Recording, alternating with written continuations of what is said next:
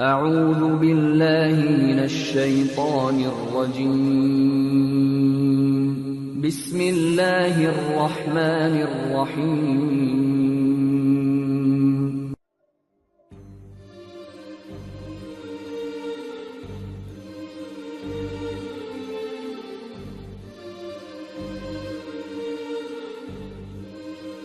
Арашаның суық күні ызғарлы, қалтыратты денемді қол тоңады.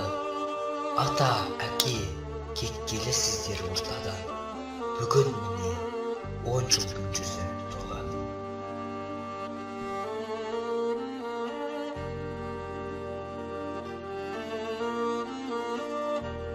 Иә, сынаптай сырғыған өмір өтіп барады. Қара шаш көзді ашып жұмғанша ағарып үлгерді.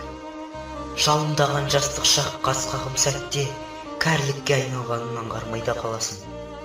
Бойындағы тасыған күш-қуаттың орнын әп сәтте әлсіздік, дәрменсіздік басады. Ондаған жылдар бірер жылдай сырғып өтеді. Бірер жыл айлардай аялдамай келмеске кетеді. Айлар болса апталардай аптығып, алдартына қарамай жөнеледі. Ал апталар болса күндердей із-түзін жоғалтады. Өмір деген, ажалдылық деген, өткіншілік деген осы. Көп адам дүниеге ой алдырып аяғын көп шалдырған. Өлді деуге сияма айтыңдаршы, өлмей тұғын артына сөз қалдырған деп Абай атамыз айтпақшы. Еліне адал қызмет еткен, өр тұлғалы, үлкен жүректі, адалда аптал азамат. Біреуге әке, біреуге аға, біреуге ата болған Қалиұлы Шәкәрімді қалай ұмытуға болады? Оның жалғасы ұрпағы барда, ол өлген жоқ, ел жоқ, тірі. Оның істері үлгі, сөзі дәрмен, ерлігі айбын болып есте қалады. Біз оны бүгін еске аламыз, тек бүгін емес, әрқашанда еске алып сағынамыз. Бір ғасырда бір туар дара туған, ата сенің ұшып шықтық қанатыңнан. Қамқоршы бауырмашыл кең пейілді, асыл жаның ел үшін жаратылған. Қалиұлы Шәкәрім атамыз 1913 жылы Қарқаралы уезі Темірші болысы Жатыраға шауылында дүниеге келген. Анасы Айдынөз, әкесі Қали. Сол дәуірдің жан-жақтан соққан дауылы атамыздың да басын сан қиыншылыққа соқтырды. Анасынан 11 жасында жетім қалып, ашаршылық жылдары кәрі әкесінің әжесін асырау үшін Ресейдің Кемерово қаласындағы коксохимия зауытына жер қазу жұмысына орналасты. Әке аманатын орындап елге келгеннен кейін өз ауылында колхоз бригадирлігі жұмысын атқарды. 1940 жылы әжеміз әскерден бас қосты. 1942-1943 жылдары әскер қатарына алынады. Волхов майданында болған қырғын соғыстың бел ортасында жүріп, ауыр жараланып елге оралады. Сол кезден бастап соғыстан күйзелген елдің шаруашылығын басқарады. Сөйтіп, өткен ғасырдың 40-50 жылдарындағы еңбек майданына қызу араласып, көзге түсіп, іскерлігімен танылған атамыз ферманың және колхоздың ең беделді басшыларының бірі болды. Соғыс жылдары колхоз төрағасы болып, мал шаруашылығын өркендетіп, дамытуға айрықша мол үлес қосуымен ерекшеленді.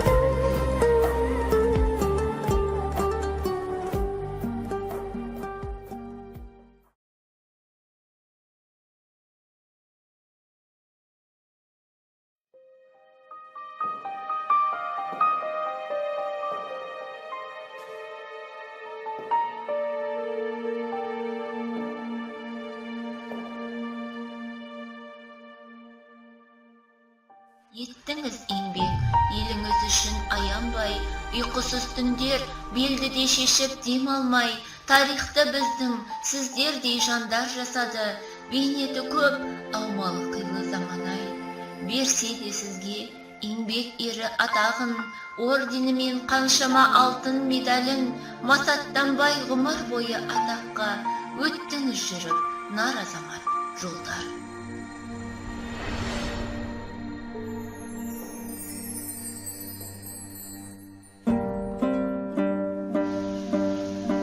Ата, сіз ерекше жан едіңіз.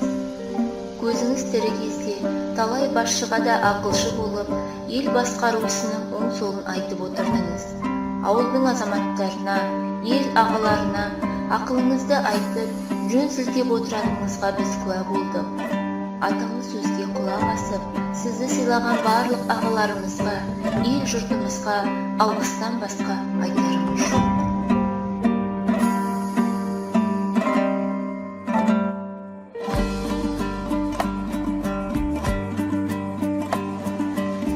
Тоғызыншы мамыр күні бізге үлкен мерекеді. Сол күні барлық бала-шағаңыз бас қосып, сізді құттықтап, төрге отырғызушы еді. Сіздің айтқан өнегелі сөзіңізбен айналайын деп, маңдайымыздан иіскеп, бақытты бол қарағым деген сөзіңізді, қоңыр даусыңызды сағындық ата.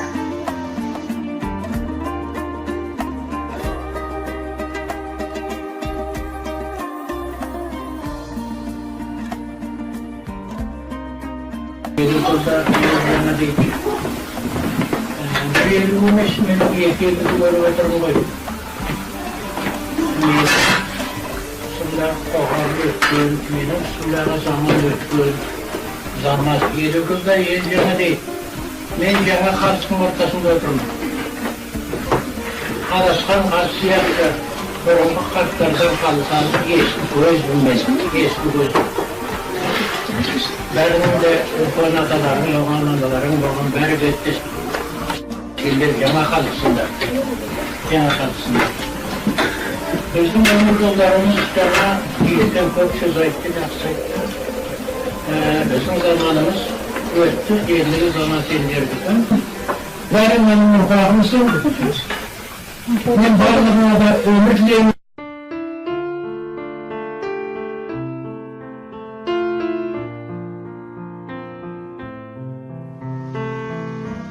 Сізбен қатарлас замандастарыңыз да қазір ортада жоқ.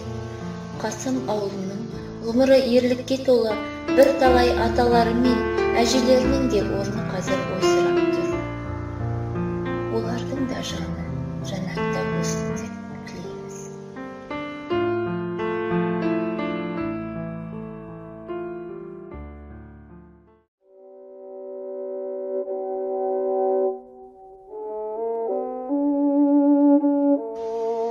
Атамыз бен әжеміз 66 жыл отасып, 7 ұл қызды тәрбиелеп өсірді.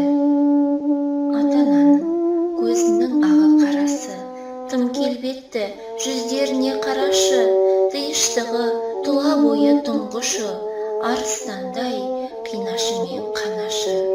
Ақ көйлегі қанаты мен қуаты, күлімдеген сұлу жүзді зияты, сүт кенжесі ер мінезді зияшы.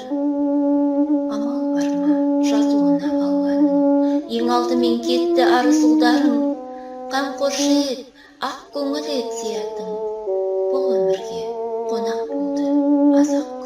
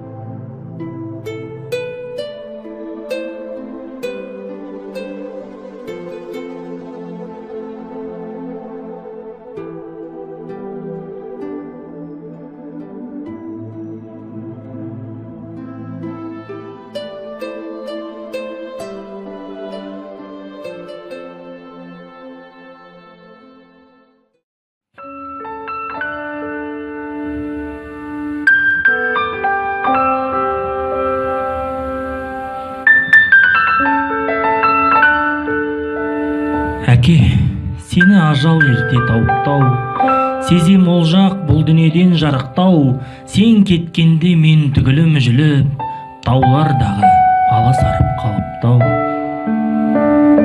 Көзімде жас, жүрегімде сағыныш. Сағынышты құстар көкке алып ұш. Әке сенсіз өткен ғұмыр тіршілік, енді маған мағынасыз сабылыс. Қайран арман көкке қанат жайғанды, енді міне бір қазыққа байланды. Сен кеткелі төңкеріліп дүние, көктем күзге жазым қысқа айналды. Әкем менің, айбын дедің асқарең, бауырына алды сені басқа әлем. Ұлдарыңды желбіретіп жалаудай, қыздарыңа құшағыңды ашқан ең. Жаным көкте мекен етті аспанды, сен іздеген көңілдерден жастанды.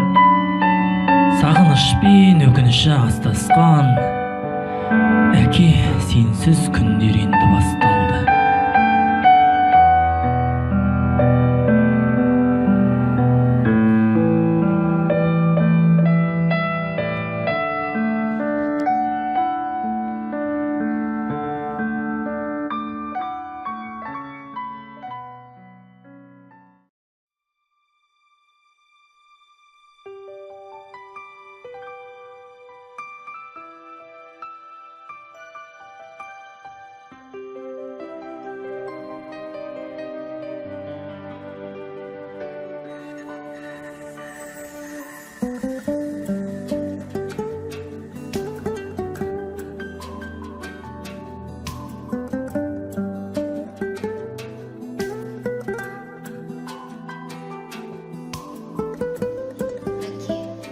Бүгінде ұлдарыңыз ұяға, қыздарыңыз қияға қонды. Жарыңыз кәрі анаңызды күтіп, қара шаңырақтың түтінін түтетіп отырған жайы бар. Сіз көре алмай кеткен жиендеріңіз бен немерелеріңіз де сіздің суретіңізге қарап, ата дейді. Ешқашан ешкім де сізді ұмытпайды.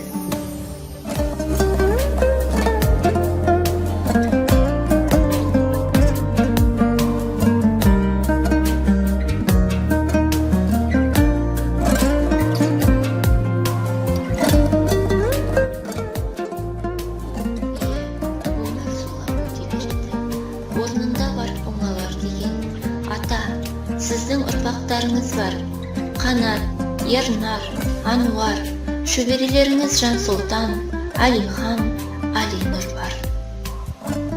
Олар сіздің ерлікке толы ғұмырыңызды есте ұстап, жадынан шығармайды. Сіздің үйіңіздің шаңырағы биіктеп, шамы жарқырай береді. Келіндеріңіз де ата аманатын сақтайды. Әжеміз сіз туралы естеліктерін жадынан шығармай, көзі тірісінде ұрпағына жыр қылып айтып отырады.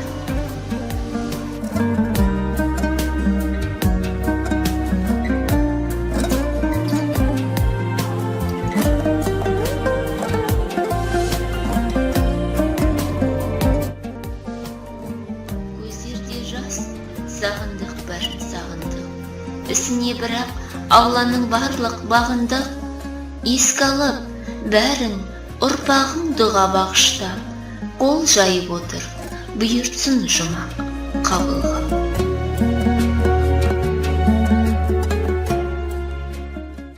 Allahu Ekber, Allahu Ekber, inneke entes semi'ul alim, ve lem innallaha azizul hakim.